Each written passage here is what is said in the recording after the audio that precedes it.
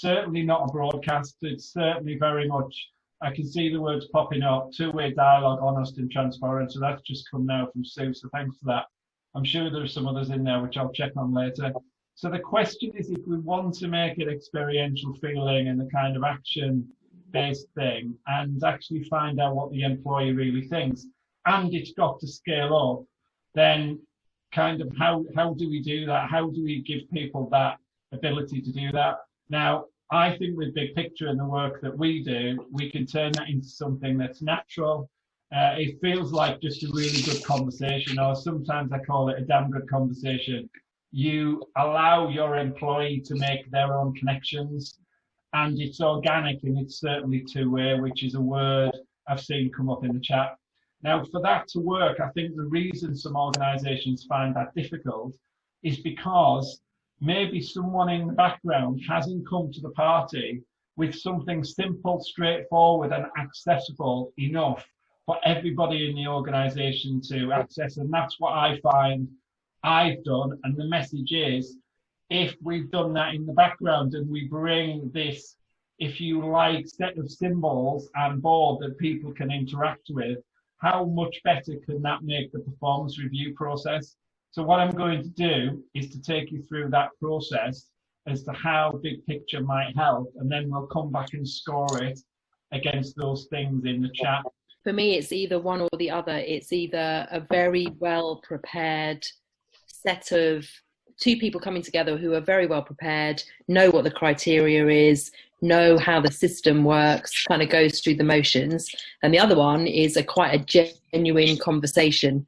The point around here, no surprises, a really rich, invested conversation where you feel valued and you kind of feel really energized. So sometimes it feels like a process and a tick box, and sometimes you dread that versus something far more authentic. I find that in a lot of organizations, the performance review is something that's done for an HR compliance thing or something. People tick the box. They might spend a lot of time doing it, and then it's filed away for a year and no one's looked at it. So actually, it's a waste of time. Experience is more towards Diane's than Sandra's, that it's a process that everybody kind of dreads, does it not necessarily begrudgingly, but doesn't enter into the spirit of what it's really trying to achieve, which is a shame, because then it gets a bad reputation, and then it's just each year becomes no value to the business at all. I was just going to say, I think it's based in historical experience, isn't it? You know, people dread the thought of a performance review because they expect it to be that tick box, waste of time exercise that they've experienced before. The thing is about driving the culture to recognise that, no, this is a truly valuable opportunity for us to work together and develop for the future. So I do think it takes a bit of a culture shift in some environments.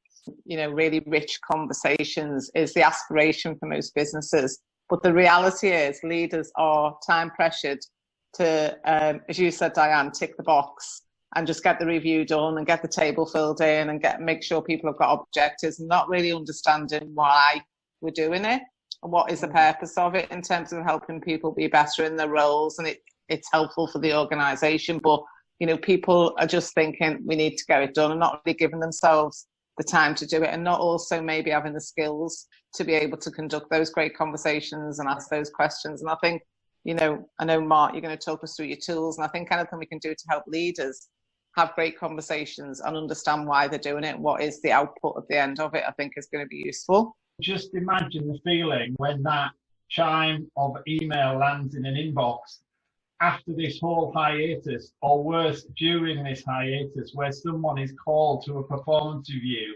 which isn't very good and is of the tick box type exercise. You can just imagine the feeling that that individual is going to have. And that kind of horrifies me because of the effect it's going to have on people, being compassionate and empathetic towards a lot of people going through times. The thing they need least at the moment is a poor performance review, or the promise of one, and that dread between the point of getting that email and the point of the meeting itself, which could be 2 or 3 weeks. It just sounds horrific. It's interesting actually, because my first go-to was in customer care, because I'm customer service, but actually I was moving myself around because I cover everything. So I'm omnipresent. Show the different areas where you might add value, and that leads to a conversation in itself. In fact, it's one of the patterns we see a lot in small businesses, particularly where people wear lots of hats. So immediately there, and what I see all the time with Big Picture, and what's really interesting, Sandra is wonderful in wanting to share. And what she did, you almost apologized, Sandra, and zipped yourself by wanting to go outside the rules. But actually, I want you to do that because I found out something that I may not have found out if I sent you an online survey going, where do you work? What is your role title? And you would have sat there and you would have said, oh, that blinking question again. I have to say customer care, but actually I want to say something else. And there we've seen an example, whereas I've given you, by turning the tables, the authority to kind of share something else. I'm a marketing team leader, so my under marketing, but with a kind of a dotted line to relationships, I think, a bit similar to Sandra. Thinking about, who I'd be working with to ensure that I could do that role. I love role play. I'm there.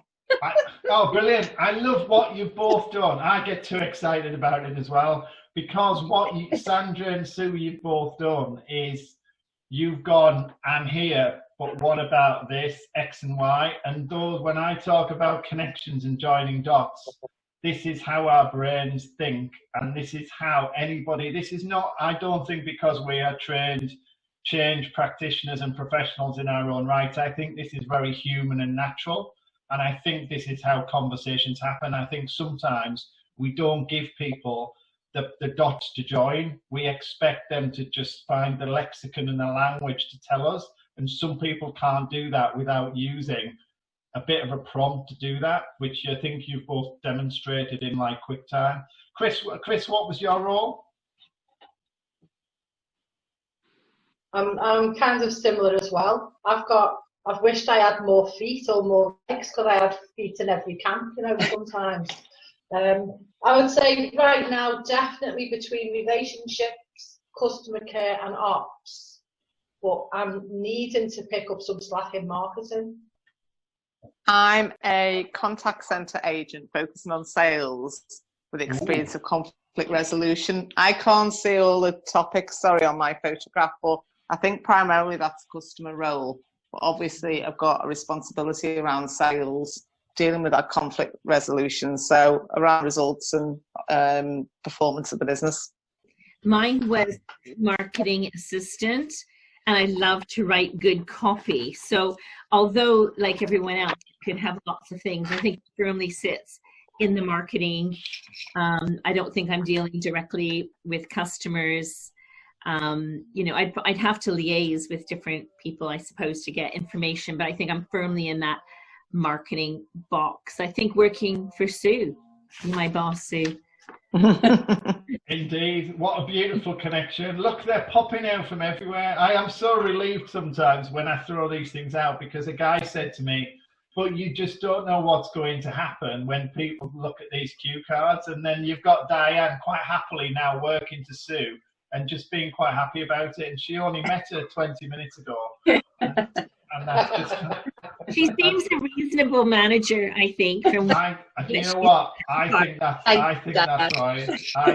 I think that's right. I think as a contact centre agent, primarily dealing with conflict resolution, though, there will be processes around escalation of customer queries and customer complaints. So if they're trying to resolve stuff through a contact centre environment, then there's going to be some sort of process around how that's escalated to the senior leaders if it can't be resolved. And I think technology will be a big thing, because obviously if you're working in a contact centre, it's about the technology in terms of how you get things done, or the whole systems. There might be an issue around the fact that you're having to sign on to 4 different customer systems to get information, etc. So I think there's quite a lot in there that you could start to talk about. So mine, as the marketing assistant who loves to write copy, I'm thinking that as a process, it's probably around, I had one. There's probably like an approval process that I need to go through, because I'm sure if I'm writing copy, I've got to make sure it's meeting certain criteria and that it's the right thing to go out. So I think there might be on technology, there's probably the CRM, which would be useful for me to find out what's happening, who our customers are, etc. Getting to know them a bit better. And also maybe there's some technology around social media or whatever media I'm using to create the content for. So for customer, I've got the responsibility of gathering qualitative insight to ensure that the business is doing the right thing. And for money, I've got connected to process, continually refining the process in order to avoid unnecessary spend. That's my job. Smashing. So I'm very important because I avoid unnecessary costs. I deserve a pay rise. I love that. Blimey, that took a turn. It's costing, someone's just spent some money. That's crazy. I'm actually a director. Okay. An ops director, but I actually think one of the biggest challenges for this company is similar to challenge faced by a lot of companies, and that's communication and making sure that the direction and the objective is clearly communicated to every different department so that we can all work towards. I think it would be understanding what makes the customer come back for more, whether the different ones come back for different reasons, and how I can use my communications capability to target those groups and meet that challenge. I'd say that to actually use that process in that format would be really quite welcomed by some staff as an underpinning a conversation in a variety of environments, because it's less threatening, it's less daunting, it's not a tick box piece of paper. I think there's some great tools there, Martin. I said that to you earlier. I think the challenge is always going to be how, maybe with a lot of businesses being so time precious, how could you, and I think you've probably just demonstrated it, but chunk the conversations up so that a conversation can be had and then it can be carried on at a later date. So you might talk. I think talking about the why to start off with is really, really important. Understanding your role in the organisation and how you contribute value, I think, is often quite lost in a lot of businesses in terms of people being reviewed against their performance. So I think that's a great opener. And I think then it will be about, and I suppose I'm starting to think, Martha, about the digital challenges that we've got coming up, and about that we're doing a lot of things on Zoom, and how could you break it down so you could have a couple of great conversations and they're not too long that people haven't got time to fit them in, and you can still get the quality. I think people would look forward to it more. They wouldn't feel like, oh no, here's the dreaded annual performance review. So I put some comments in the chat. And I think that it would be useful though to think about how to keep it live as well. Because things could change over time. Like all of a sudden, you might have in February or December set your had your performance review, and then we get a pandemic and everything's changed. So, does that just get shelved, or is it still useful that you want that conversation to carry on? So how do you keep it fresh? And I was thinking how useful it would be. I do quite a lot of team coaching. So rather than to take it out of that one-to-one discussion and take it into the team, and to do some work with the team and at that level, and then to bring it down to a one-to-one as a working document. So it's a sort of constantly under people's noses, and it's not something that's just brought out at performance review time. It's opportunity to connect individuals to other parts of the organisation. In the work that I do, I come across the barriers of silos where people are not taking on responsibility.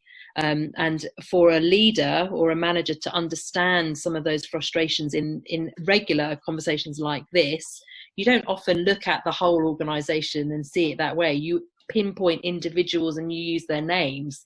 Seeing it from a kind of clean, objective perspective of the structure and purpose of the business is quite a different conversation. So I see it as the individual, I see it as the whole team, and I definitely see this as probably just less, it's personal, but it's not as personal. It could be far more, we've got a job to do, let's crack on and get it done.